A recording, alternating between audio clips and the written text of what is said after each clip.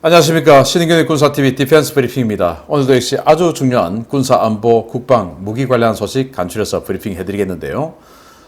미국이 과거에 우리 박근혜 정부 때 창조국방 이런 거 있었는데 정말 창조국방 하는 것 같습니다. 이 함대 간의 장기작전을 워낙 많이 하는 미국이니까 그 함대 간의 물류 시스템을 획기적으로 개선하는 그런 시스템을 아주 간단하게 지금 마련하고 있다는 소식 알려드리겠고, 그리고 대만이 최신형 조기 경보기 E-2D를 도입하려는 움직임이 협상 중에 있다는 첩보를 입수했습니다. 중국 깜짝 놀랄 소식인데요. 알아보겠습니다. 첫 번째입니다. 미군이 해상에서의 소형 부품 운송에 소형 무인기를 활용하는 새로운 운송 시스템을 시험하고 있다는 소식입니다. 함대 물류 비용과 속도를 비약적으로 향상시켜 전투력 강화에 상당한 영향을 미칠 것으로 보입니다. 미 해군이 함정과 함정 간의 소형 화물을 빠르게 운송할 수 있는 소형 무인 수송기 플랫폼을 테스트하고 있다고 해군 항공사 시스템 사령부가 현지 시각 5일 밝혔습니다.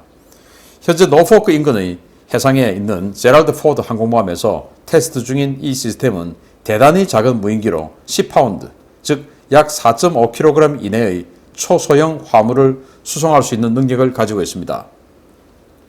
미 해군이 이런 무인기를 만든 이유는 함대 내에서 헬기로 수송하는 부품의 약 80%는 10파운드 미만의 소형 부품이라는 통계 때문인데요. 미 해군은 4.5kg짜리 부품 하나 수송하자고 수천 달러의 비용을 들여 헬기를 띄울 필요가 없다는 판단에 따라 화물용 소형 무인기 개발에 착수했습니다.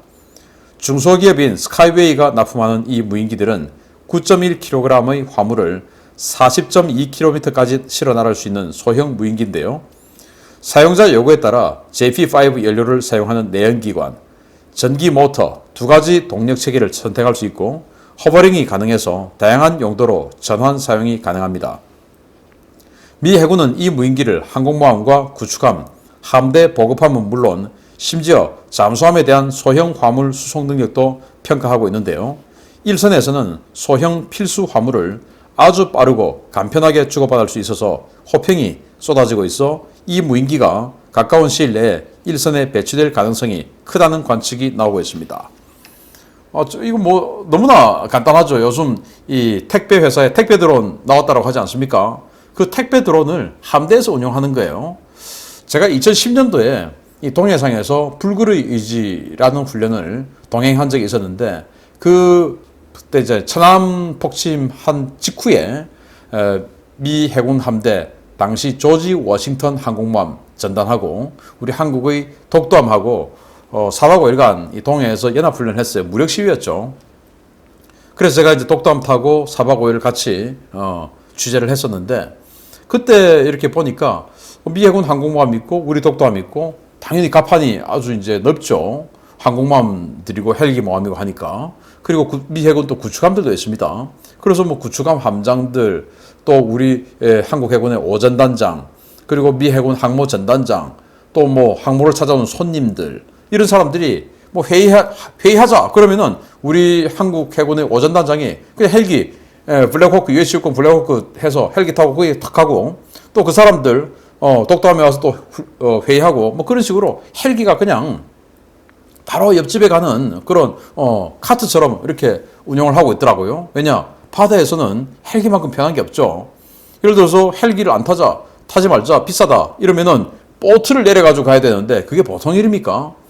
마찬가지로 우리 해군은 이렇게 장기작전을 잘 하지 않지만 이 미국 해군 같은 경우는 장기 원정 작전을 많이 하죠. 그러다 보면 여러 가지 부품을 실어 날라야 될 경우가 아주 많다. 그래서 같은 알레이버급 구축함들이 한 4척이 같이 작전을 하는데 지금 수립해야 될 소요가 발생했는데 우리 배에는 없어. 그런데 동형의 저 배에는 있어. 알아보니까 있어. 그러면 그거 좀 갖다 줘. 하면은 이제 원래는 헬기에서 실어서 갖다 줘야 되는데 그런 것들이 보니까 이 함대가 작전하는데 미 해군 전체를 조사해 보니까 4.5kg 이하의 화물을 실어 나르기 위해서 헬기가 왔다 갔다 하는 게 80%다 이거예요.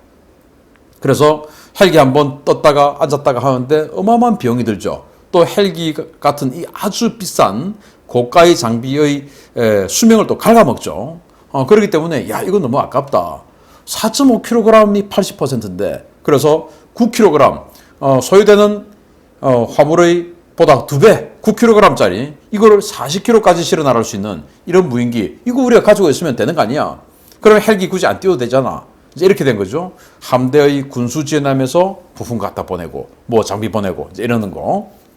그리고 또 여기는 이제 잠수함까지도 하자. 잠수함은 헬기가 없으니까 그런 것들을 실어 날라줄 수가 없죠. 그 이제 위에서 떨어뜨려 줄 수밖에 없는데 힘들죠. 그러니까 이런 거 있으면 잠수함에도 해줄 수 있다. 그리고 미 해군 같은 경우는 오랫동안 장기 작전을 하다 보니까 편지를 또 배달해야 될 일들이 많아요. 우편소요. 그러면 잠수함은 편지를 받을 수가 없었잖아요. 근데 이거 가지고도 이제 편지를 주고받고 할 수도 있고 이런 것을 값싸게 하자 해서 만들어 나간다는데 아주 간단하면서도 신박한 아이디어 같습니다. 두 번째입니다.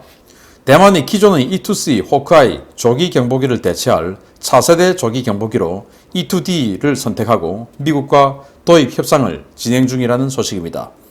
대만의 방공 능력을 한 차원 끌어올릴 수 있는 무기여서 중국이 강력 반발할 것으로 보입니다.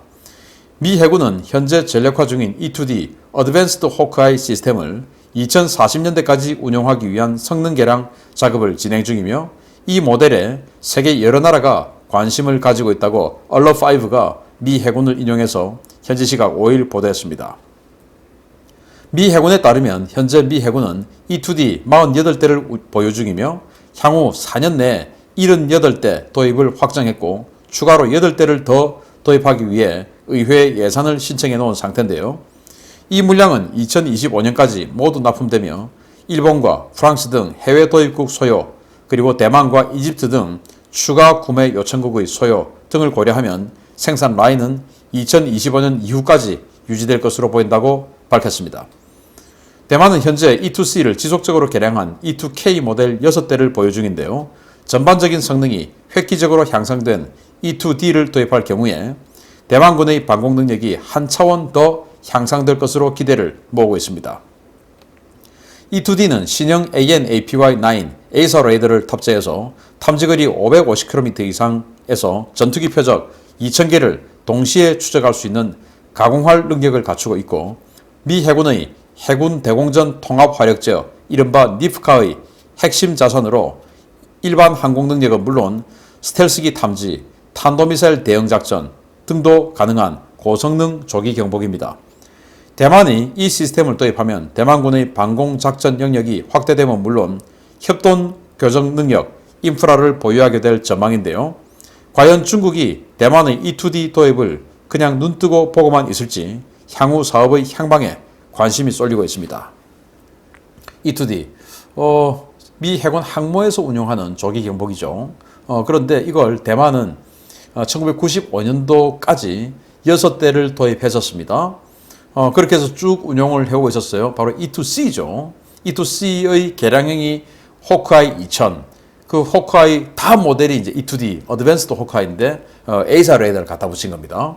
그래서 E2C, 대만이 지금 가지고 있는 거는 탐지거리가 한 350에서 400km 정도의 탐지거리. 그리고 그것도 개량해서 그렇습니다. 95년도에 도입을 해서 2016년도에 이걸 E2K 버전으로 대만이 자체적으로 업그레이드를 했다고 합니다. 왜냐, 미국이 중국하고의 관계 때문에 대만에 대해서 전폭적으로 이런 군사적인 서비스를 해줄 수 없었기 때문에 대만이 자체적인 업그레이드를 했다고 하는데 이제 30년 다 돼가죠. 그리고 대만이 미국으로부터 F-16V를 도입하고 또 기존에 있던 F-16AV를 V형으로 업그레이드를 했습니다. 그리고 지난 트럼프 행정부 때 대만에게 해군 협동 교전 시스템을 전수를 해줬습니다. 그러면은 대만 입장에서는 그 강력한 F-16V 그리고 그런 것들과 함께 이 해군 또 지상 있는 모든 자산들이 협동 교전 이 니프카를 할 수가 있으면 어마어마하게 능력이 향상되는 것이죠. 예를 들어서 F-16들은 미사일 레이더를 딱 끄고 침묵해서 비행을 하고 이 호크아이가 550km까지 탐지를 하니까 호크아이가 탐지를 해서 F-16에다가 정보를 주고 F-16은 그 정보에 따라서 미사일 날리고 그러면 이 호크아이에서 유도해주고 그리고 호크아이 주변에 F-16들이 엄호하고 있고 뭐 이렇게 되면 중국이 대만 해협을 중국 뭐 공군력이 아무리 많더라도 대만 해협을 건너올 가능성이 아주 적죠. 이 E2D의 능력은 바로 그 니프카 협동 교전 시스템에 있는 겁니다. 그래서 대만이 만약에 E2D를 도입하게 되면 중국은 대만 해협 건너서 제공권 장악할 가능성이 아주 떨어집니다. 왜냐? 기존에 있는 100대 넘는 F-16V형으로 업그레이드 했죠. 또 66대 더 사죠, 새거. 거기다가 이 E2D를 도입해서 상호 연동하고 딱 이 F-16들을 외에다 끄고 그냥 뭐 여기에서 다 처리해주면 이 F-16들은 아주 기동성 좋은 미사일 캐리어로만 운영되는 것이죠.